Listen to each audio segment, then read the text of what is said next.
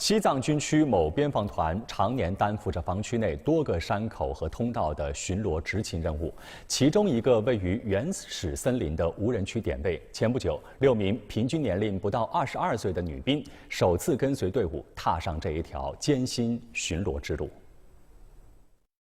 天刚蒙蒙亮，官兵们就起床收拾行囊，踏上了巡逻路。这次巡逻全程在原始森林中徒步行走。 面对70多度的陡坡，女兵们手脚并用，艰难向上攀登。太陡了，一不小心就滑下去了。在密林里行走了2个多小时，巡逻路坡度越来越陡。我们现在马上要经过一个85度的一个陡坡啊，必须拿这个攀绳上去，拉住绳子的时候一定要抓紧。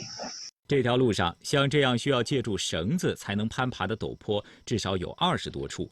闷热的天气，近2000米的海拔落差，长时间的高强度行进，考验着官兵们的体力和耐力。翻过陡坡后，官兵们准备穿越冰河。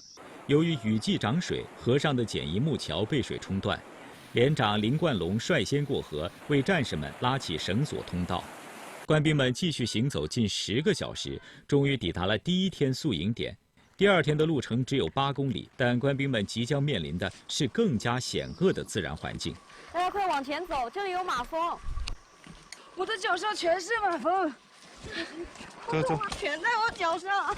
登上千层梯，翻过乱石堆，经过近4个小时的艰苦跋涉，官兵们终于到达巡逻的点位。他们展开5星红旗，庄严宣誓：宁可上前一步死。